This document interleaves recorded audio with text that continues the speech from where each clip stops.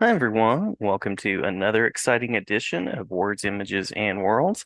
Delighted on this episode to be talking with someone whose table I've stopped by in the past at Heroes Con, someone who is fairly prolific in the world of creating lots of art that is out there from worlds like Junior High Horrors, Good Boy, Reign of Dracula and Rise of Dracula, Cause and Effect, Persuasion. Tragedy issue number 5, Vampirella year 1, and just announced TMNT as well. hmm Yeah. Glad to be talking with comics creator, artist Rob Retiano. Rob, Oh, thank you for joining. yeah. Thank you for having me on here. A pleasure, absolutely a pleasure. Thank you for being here, and happy early 4th, as I was saying Yes, before the yes. recording started. Uh, I always ask sort of an origins question to start out with, so I'm curious about how you decided comics were the space that you wanted to create in.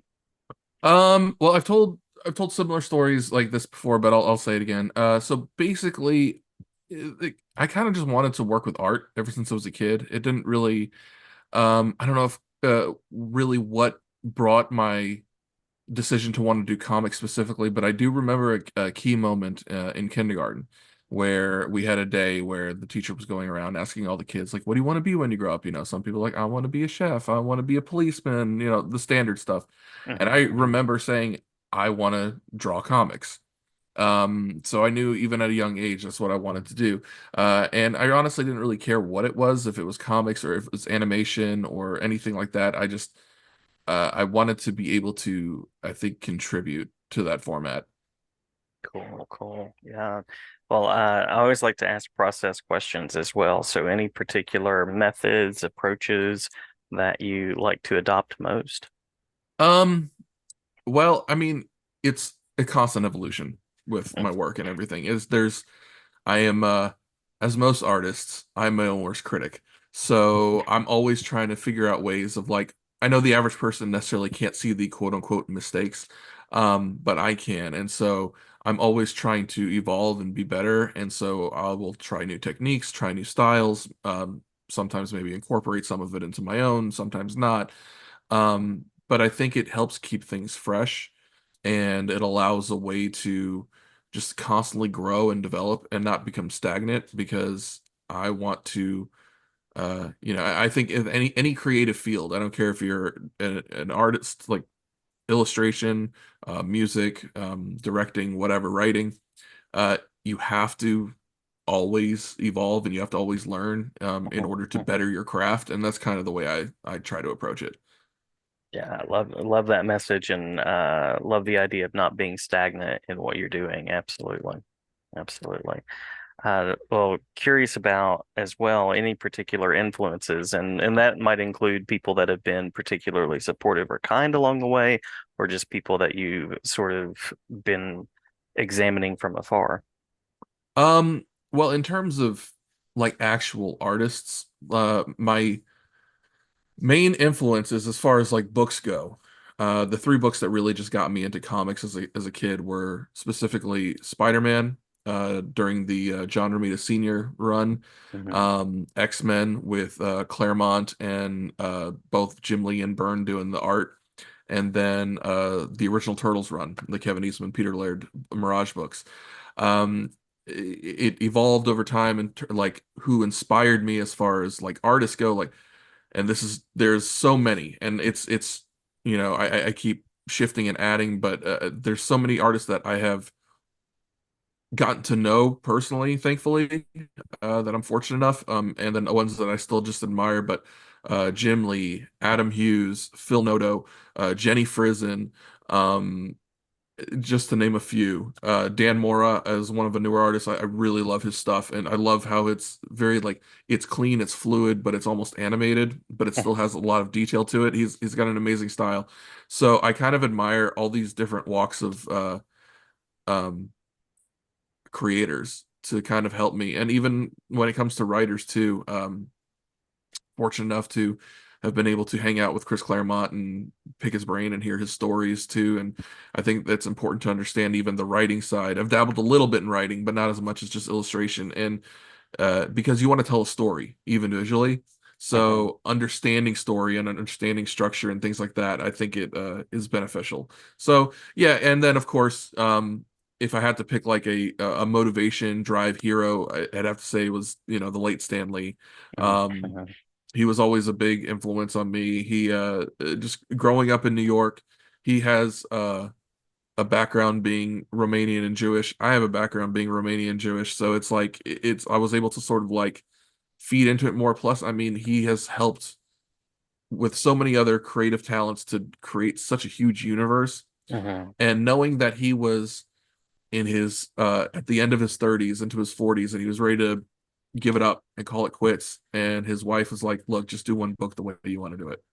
And he did, and he did the Fantastic Four, and it just happened to kick off. It kind of gave me the motivation as somebody who is 41 to like, it's fine that you didn't hit it early on as far as achieving your goals. Just keep doing the thing you want to do and you'll hit it. And even honestly, even actors, Morgan Freeman, he didn't catch his break until his into his late 50s. So I'm like, it's never too late for anyone.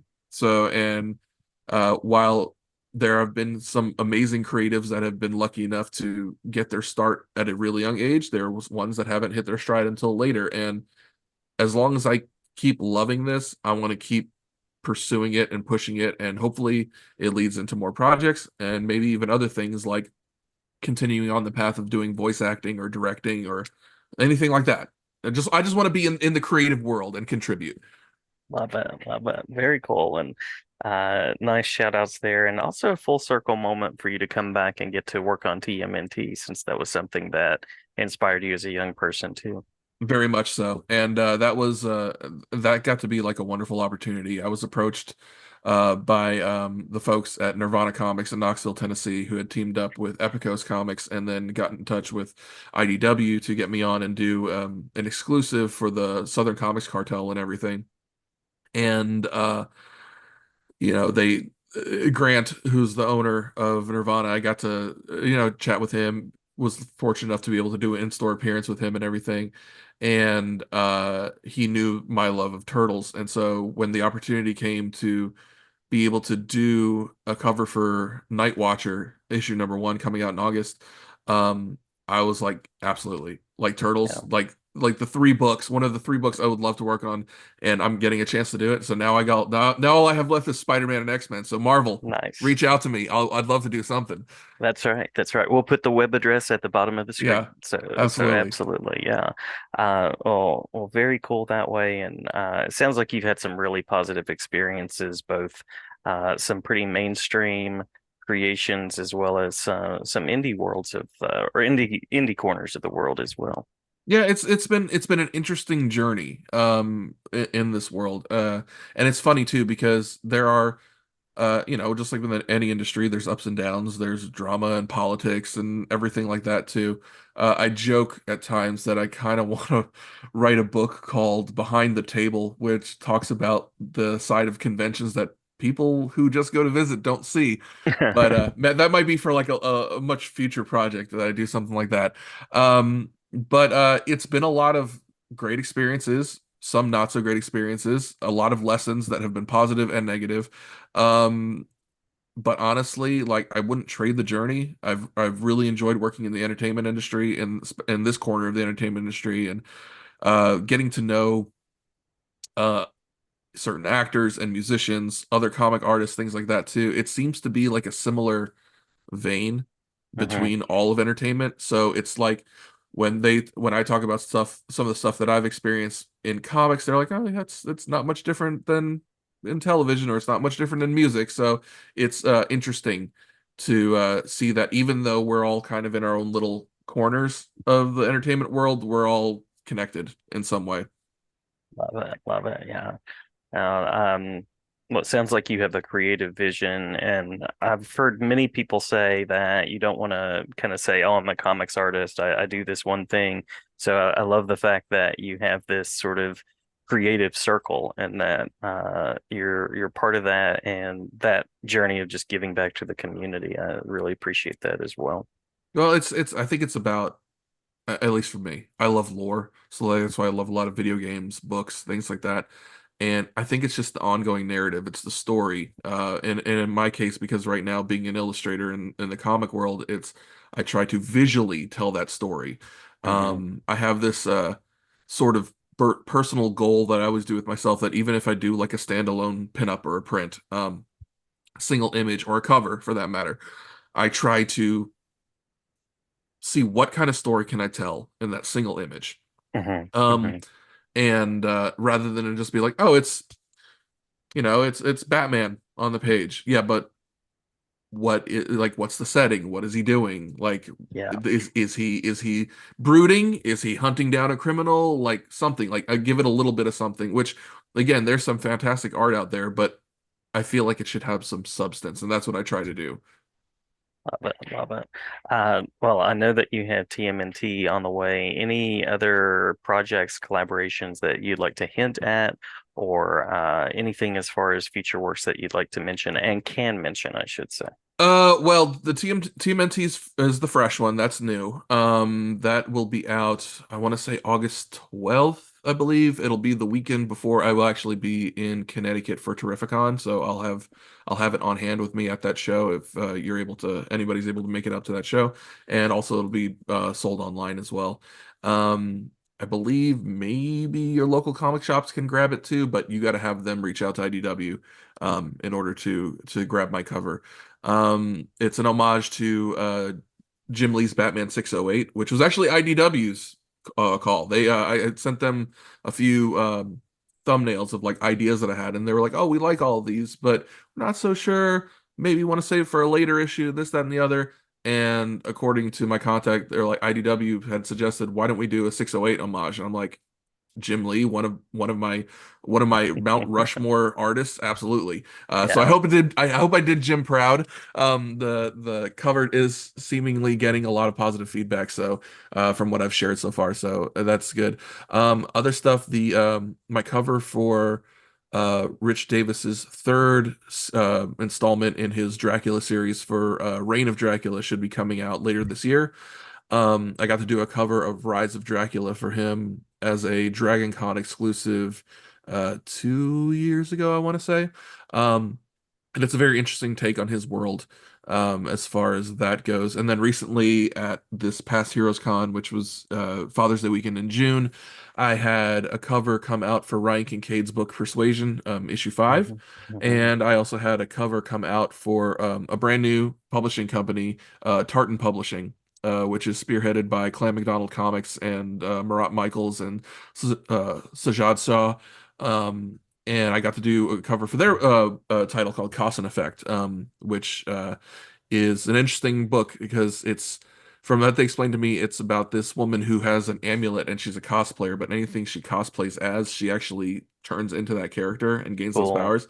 So like, all right, that's a pretty cool premise. So I got to do my spin on a certain spidery cosplay. And so yeah, it was fun to do that. Other projects, there's always stuff in the works. There's never anything that's concrete, but I'm always putting my feelers out there. And of course, if any publisher wants to work with me, or if you're a store and you want a variant or anything like that, I'm easy to get hold of. Fantastic, fantastic. Well, speaking of particular web spaces that you like to connect with people on, conventions or social media spaces. Well, conventions really just wherever I get to go, and I've been fortunate to go to a lot of different ones. A couple that are coming up. I will actually, but depending on when this podcast gets released, I will be at SuperCon in Miami next weekend.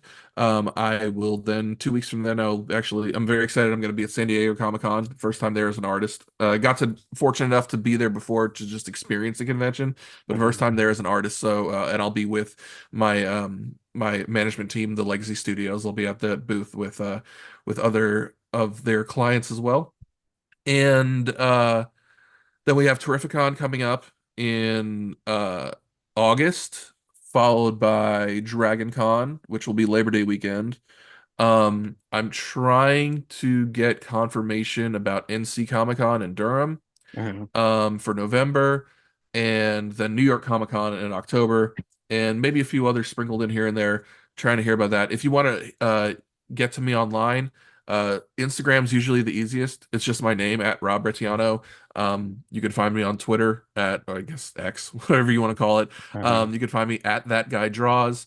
I'm also on Facebook. I have a Kara profile. I'm on TikTok. Um, I'm on Threads. I kind of just try to like be available. I technically have a YouTube channel, but I haven't done much with it. But that's hopefully going to change in the future. So I Good. can do more Good. streams of like drawing or even Let's Plays because I'm a gamer too. Speaking of, hey, if you're on Fortnite, add me. That guy draws. You can play with me online. Um, but yeah, and that's those are the easiest ways to get me. You can email me too. It's just my name at gmail.com, or you can even go to any of my sites, which is either at thelegacystudio.com or robrotiano.com or robrotianoart.com, and there's links and all that stuff in there. Cool, cool. Well, I'll make sure to link all that and also put some covers in of your work. Anything that we've missed that you want to make sure to share before we close out? Um, I don't know if it's anything that we missed, but I will say, number one, thank you for everybody who has supported me over the years. To the ones that have pushed me to keep me going, because I've had some low points where I wanted to just get my stuff and dump it and not look back. But uh, fortunately, because of certain people, whether it be fans or anyone who I might have been close with, had a friendship with or anything like that. You know, you guys have pushed me and you've keep motivating me, and I'm hoping to create more to even inspire my kids and even other people who want to get into this, other kids that want to get into it. And if you do want to get into this, the biggest thing I can say is make sure you get some thick skin.